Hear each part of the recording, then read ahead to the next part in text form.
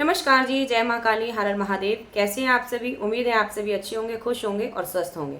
माता काली और बाबा भैरवनाथ की कृपा आप सभी पर सदैव बनी रहे। माँ आप सभी के अंधन के भंडारे भरती रहे। स्वागत है आप सभी का आपके अपने इस छोटे से चैनल काली माँ की बेटी रेणु यादव यूट्यूब चैनल पे, जहाँ पर हम बात करते हैं तंत्र मंत्र सीधी साधनाओं के बारे में और आध्यात्म क्षेत्र में आगे बढ़ने ज्ञान के बारे में, और आप लोगों के जीवन से जुड़ी हर प्रकार की छोटी बड़ी सभी समस्याओं के समाधान के बारे में। तो ऐसी ही आज एक और महत्वपूर्ण जानकारी लेकर के मैं यहाँ इस वीडियो के माध्यम से आपको जानकारी देने वाली हूँ, जिसमें हम बात करेंगे अनुभव के बारे में। पहले अनुभव होते थे, अब अनुभव नहीं हो रहे हैं, या शुरुआत से अनुभव नहीं हो रहे हैं, या आपके अनुभव होते होते अचानक से रुक गए हैं। तो क्या कारण है जो आपके अनुभव अचानक से रुक जा रहे हैं? तो पूरी जानकारी प्राप्त करने के लिए वीडियो को अंत तक पूरा देखेंगे, स्किप बिल्कुल भी ना करिएगा, ताकि कोई भी महत्वपूर्ण पॉइंट आपसे छूट ना जाए। साथ ही इस चैनल पर यदि आज आप पहली बार आए हैं और अगर आपने अभी तक चैनल को सब्सक्राइब नहीं किया है तो जल्दी से चैनल को सब्सक्राइब कर लीजिए, बेल आइकन को ऑन कर दीजिए, ताकि आने वाले हर लाइव और वीडियो का नोटिफिकेशन आपके पास सबसे पहले पहुंच सके और आप किसी भी महत्वपूर्ण जानकारी से वंचित ना रह जाएं। तो बिना देरी के शुरू करते हैं आज का वीडियो। देखिए, अनुभव क्या होता है? जब हम किसी भी देवी देवता की या किसी भी अपने इष्ट की पूजा आराधना करते हैं तो हमें कुछ संकेत मिलते हैं, सपन के माध्यम से, ध्यान के माध्यम से, अपने अंदर भाव के माध्यम से कुछ संकेत हमें मिलने लगते हैं, जैसे नेगेटिविटी के, पॉजिटिव शक्तियों के, किसी के आने का एहसास, किसी के जाने का एहसास, हर प्रकार के हमें अनुभव होते हैं। ये धीरे धीरे अनुभूतियाँ शुरू कैसे होती हैं और ये बंद कैसे हो जाती हैं, इसी सारी जानकारी के साथ आज आपको ये वीडियो में पूरी जानकारी मिलने वाली है। तो वीडियो को बिल्कुल भी स्किप ना करें। सबसे पहले बात करते हैं आपके अनुभव शुरू कहाँ से होते हैं। जैसा कि जब हम कोई भी पूजा पाठ, कोई भी भक्ति शुरू करते हैं, जैसे हमारी इष्ट माँ काली हो, मेरी इष्ट माँ काली है, तो मैं माँ काली के एग्जाम्पल से आपको समझाऊंगी। अब आपके इष्ट माँ काली हैं, भैरव बाबा हैं, हनुमान जी हैं, भगवान शिव हैं, माँ दुर्गा हैं, माँ बंगलामुखी हैं, या कोई भी आपके देवी देवता हैं। जब भी हम इनकी पूजा प्रार्थना करते हैं तो शुरुआत में जैसे हमने जीरो लेवल से इनकी पूजा करी, तो थोड़ी दिन हम भक्ति करते हैं तो हमें क्या होता है, बहुत अच्छे अनुभव होने लगते हैं। हमें सपन के माध्यम से उनके दृश्य दिखते हैं। हमें जब हम पूजा पाठ करते हैं तो कुछ अनुभूतियाँ होती हैं। हमारे घर में कोई आने वाला है, उसके बारे में हम जानकारी निकाल पाते हैं, जैसे हमें पहले से पता लग जाता है। यदि हमारे साथ में कोई व्यक्ति बैठा है, उसके जीवन में क्या समस्या चल रही है, क्या नहीं है, वो हम उसको देखते ही जान लेते हैं। हमारे अंदर से भाव आते हैं कि इस व्यक्ति के साथ ये समस्या है, और हम उससे जब पूछते हैं तो वो समस्या उसको निकलती भी है रियल में। लेकिन ऐसा क्या होता है जो धीरे धीरे ये चीज़ें होते होते अचानक से रुक जाती है? क्यों? बहुत सारे बच्चों के कमेंट आते हैं, दीदी पहले बहुत अच्छे अनुभव होते थे, मैं माँ को देख पाती थी, उनसे बात कर पाती थी, लेकिन अब ऐसा कुछ भी नहीं हो रहा, मैं दृष्टि से कुछ भी नहीं देख पा रही हूँ, ना ही मुझे कोई अनुभूतियाँ हो रही हैं, ना मेरे को कोई मार्गदर्शन मिल रहा है। यहाँ तक कि मुझे माँ सपन में जो दर्शन देती थी वो भी नहीं दे रही, जो ध्यान में मुझे माँ के चेहरे दिखते थे वो भी नहीं दिख रहे हैं। माँ क्या गलती हो गई जो मेरे को ये चीज़ें बंद हो गई?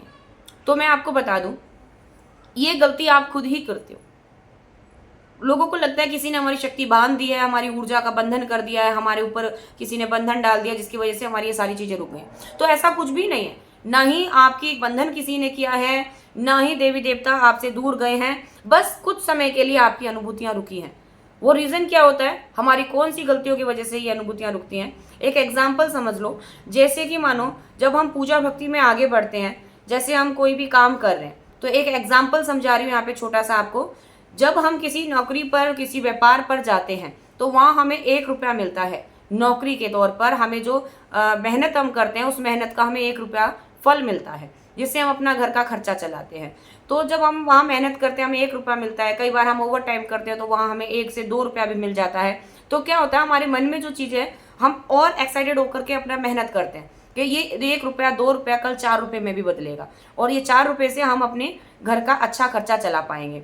तो इसी प्रकार से पूजा भक्ति के दौर में होता है। जब हम पूजा भक्ति करते हैं तो हमें शुरुआत में बहुत अच्छे अनुभव होते हैं, तो हम और मन लगा करके, मेहनत करके अपनी पूजा भक्ति में ध्यान लगाते हैं। लेकिन होता क्या है, धीरे धीरे जैसे हम ये पूजा भक्ति करते हैं, शुरू में अनुभव हुए, बाद में रुक गए। उसके बाद में हमारा मन जो है वो वहाँ से खटास पैदा हो गई कि हम इतनी मेहनत कर रहे हैं, इतनी मेहनत से पूजा पाठ कर रहे हैं, लेकिन कुछ भी नहीं हो रहा। और पहले क्या हो रहा था कि आपने अगर किसी के नाम लेकर के और उसको कुछ बता दिया तो वो भी सत्य होता था। आपके घर में किसी को नजर लगी है, किसी को दर्द हो रहा है शरीर में, कोई बुखार से पीड़ित है, आपने अपने मंत्र से उसको पानी पढ़कर दे दिया, वो ठीक हो गया। आपने माँ भगवती से हाथ जोड़कर प्रार्थना कर दी है, माँ भगवती ये मेरा सगा संबंधी है, कृपया करके इसको आराम दे, तो उसको तुरंत आराम हो जाता था। लेकिन धीरे धीरे ये चीजें रुक गई। अब आप कुछ भी कर ले, ना तो उस व्यक्ति को आराम हो रहा है, ना आपको अनुभव हो रहा है। रीजन ये है कि आपने पूजा भक्ति करी है, आप भक्ति मार्ग में हैं, आप एक साधक हैं। आप नॉर्मल भी भक्ति कर रहे हैं तो भी आप एक साधक ही कहलाएंगे, क्योंकि आप भक्ति मार्ग में हैं। दूसरा, मैं नास्तिक हूँ, मुझे नहीं बिलीव है पूजा पाठ में, मुझे नहीं बिलीव है भक्ति में, भाव में, ना भगवान में, मैं नहीं मानती भगवान को। आप पूजा भक्ति कर रहे हैं, आपको अनुभव हो रहे हैं, आप उन चीज़ों को मान रहे हैं, लेकिन वही अनुभव आप मुझे बता रहे हैं आकर के। लेकिन मैं उस समय सुन तो बड़े गौर से रही हूँ, हाँ आप बता रहे हो, ठीक है, अच्छा। लेकिन वहीं जहाँ आपने पीठ घुमाई, मैंने आपकी भक्ति का मजाक बनाया। अरे ऐसा कैसे हो जाएगा, कैसे शक्ति इससे बात कर सकती है, देवी इतनी बड़ी है, देवी इसके सपने में कैसे आ सकती है, देवी इतनी साक्षात परमात्मा इससे कैसे बातचीत कर सकते हैं, वो कैसे इसका नाम लेने से ही मात्र कैसे लोगों को आराम मिल सकता है। ऐसा नहीं हो सकता, हम नहीं मानते इन चीज़ों को, ये सब ढकोसला है, नाटक है, पाखंड है। ये चीज़ें मेरे मन के भाव में चल रही हैं, लेकिन आप भक्ति कर रहे हैं। आपने मुझे बताया, यानी कि आपने अपनी शक्ति का मजाक बनवाया। तो वो शक्ति क्या है, उस जगह से वो शक्ति रुष्ट हो जाती है, उस शक्ति को क्रोध आता है कि इस नास्तिक को, जिसको मानना ही नहीं है, उसको बार बार क्यों मेरे बारे में बता रहा है। मैं तेरे लिए बता रही हूँ अनुभव, तुझे जानना है, तेरे माध्यम से मैं लोग कल्याण करा रही हूँ, तेरे माध्यम से मैं लोगों को आराम दे रही हूँ, लेकिन तुझे ऐसा क्यों लग रहा है कि तुझे ये चीज़ें किसी को शेयर करनी है। और उसी गलती की वजह से क्या होता है, जो देवी देवता होते हैं वो हमारे अनुभव को रोक देते हैं, वो हमें अपनी अनुभूतियाँ कराना बंद कर देते हैं, हमें कोई दृश्य नहीं नजर आता है, क्योंकि आपने किसी नास्तिक को वो चीज़ बताई है और उसने मजाक बनाया आपकी भक्ति का। आपने स्वयं अपनी भक्ति का मजाक बनवाया, क्योंकि आपके अंदर कुछ ईर्ष्या आ गई थी, आपके अंदर कुछ अहंकार, घमंड आ गया था कि आपकी भक्ति से ये सब कुछ होने लगा। तो एक घमंड भरी बातों में आपने लोगों को बताई वो जानकारी। ऐसा बिल्कुल भी नहीं करना होता है। ये जानकारी के लिए गुरु बनाए जाते हैं, एक अच्छा गुरु भी देखो हर प्रकार के मिल रहे हैं, छलिया गुरु भी मिल रहे हैं, अच्छे भी मिल रहे हैं, बुरे भी मिल रहे हैं, शिष्य से जलने वाले भी मिल रहे हैं, हर प्रकार के गुरु हैं। आप अपने इष्ट के चरण में अरदास लगा करके, जो हमारे लिए बेहतर गुरु हो, कृपया करके हमें उसका मार्ग दिखाएं। अगर आपके इष्ट आपको मार्ग देते हैं, वहीं से आप दीक्षा लेते हैं, तो आपके अनुभव वहां भी नहीं रुकते। जब आप अपने गुरु से, आपको ये चीज़ें हो रही हैं, अपने गुरु से संपर्क करेंगे, गुरु को बताएंगे, तो ये चीज़ें नहीं रुकेंगी। लेकिन आप किसी नॉर्मल व्यक्ति को ये चीज़ें बताते हैं, और जो भक्ति मार्ग में नहीं है, जो पूजा पाठ में बिलीव नहीं करता है, तो आपकी अनुभूतियाँ ये रुक जाएंगी। अब आपकी ये अनुभूतियाँ रुक गई हैं, शुरू कैसे करना है, यहाँ पर आप ध्यान से सुनेंगे। अनुभव रुक गए हैं, उसके लिए आपको क्या करना है, 9 शनिवार आपको माँ भगवती की आराधना करनी है। जो भी आपके इष्ट हैं उनके दिन का, जैसे अगर हनुमान जी है तो 9 मंगलवार, भोले बाबा सोमवार, माँ काली शनिवार मंगलवार, दोनों दिन आप अपने इष्ट के दिन के आधार पर, जो उनका विशेष दिन होता है, तो वो 9 शनिवार, मंगलवार या सोमवार, जो भी आपके इष्ट का दिन है, उस दिन आपको क्या करना है, आपको अपने इष्ट के, मैं यहाँ माँ काली के भोग प्रसाद से ही आपको एग्जाम्पल पे समझाऊंगी। आपके इष्ट जो भी है आप उनके भोग प्रसाद के अनुसार ही चलाएंगे, ठीक है। आपको बनाना है हलवा छोले का प्रसाद। आपको लेना है एक पान, प्लेन पान का पत्ता बिल्कुल साफ होना चाहिए, कोई दाग दगीला नहीं होना चाहिए, डंठल वाला पान का पत्ता होना चाहिए, एक बताशा, 2 लौंग, 2 इलायची और एक अग्यारी आपको करनी है। ये आप घर में भी कर सकते हैं या आप किसी मंदिर में जाकर भी कर सकते हैं, ठीक है।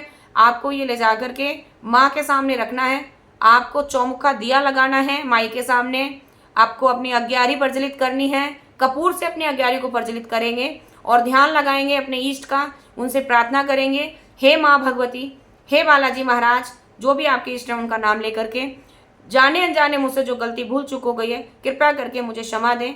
मैंने जो गलतियाँ की हैं, कहाँ की हैं, उसके लिए मैं अनजान हूँ, कृपया करके आप मुझे क्षमा करें और मेरी पूर्ण अनुभूतियाँ और अपनी कृपा दृष्टि मुझ पर वापस प्राप्त करें, अपनी कृपा दृष्टि मुझे पुनः वापस लौटाएं। मैं आपके सामने नाक रगड़कर क्षमा याचना करता हूँ। आपको 9 बार, 7 बार या 5 बार नाक रगड़नी है अग्यारी के सामने।